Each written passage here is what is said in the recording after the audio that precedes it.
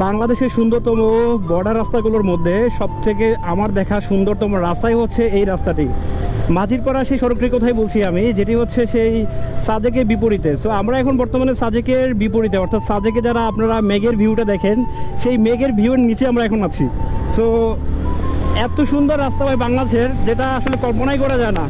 পুরো আমেজিং ভাই, পাহাড়ে সে আঁকাবাঁকা রাস্তা দিয়ে, মানে এক মাথা থেকে এক মাথা, অর্থাৎ প্রায় পিছনে 10 কিলোমিটার, অর্থাৎ আনুমানিক 10 কিলোমিটার দূরত্ব কী আছে সেটাও দেখা যায় এখান থেকে।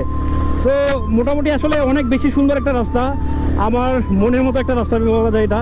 আপনারা তো মোটামুটি কেওগোডাং গিয়েছি, আমি বেশ কয়েকবার কেওগোডাং এবং কেওগোডাংয়ের পরে যে পাসিংপাড়া, সুমসাংপাড়া, দুপানিছড়ি যে রাস্তাগুলো আছে, সো সেই রাস্তাগুলোর থেকে ভাই সব থেকে বেশি সুন্দর এবং নির্জন গহীনের এই বর্ডার রাস্তায় হতে যাচ্ছে এটা।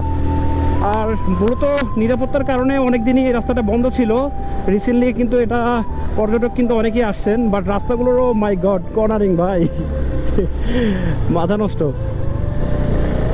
আমরা মূলত ভাই ব্রাদার নিয়ে চলে এসেছি, আর বাংলাদেশের গহীনে এত সুন্দর লুকোনো রত্ন আসলেই ভাবা যায় না ভাই। আমি তো টোটালি হচ্ছে রাস্তার পাগল হয়ে গেলাম। আমার গাড়ি দেখতে পাচ্ছেন নন স্টপ চলতেছে।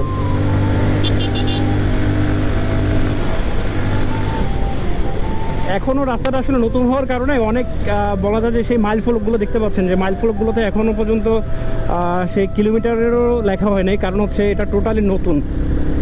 আর হয়তো পর্যটকরা হয়তো অনেক বেশি ভালো লাগবে যখন এটা খুলে দিবে। আমার ট্যুরমেটটা হচ্ছে সামনে দাঁড়িয়ে আছে, আমি রাস্তাটার ফিল নেওয়ার জন্য চলে এসেছিলাম মূলত। চলেন সামনে যাই।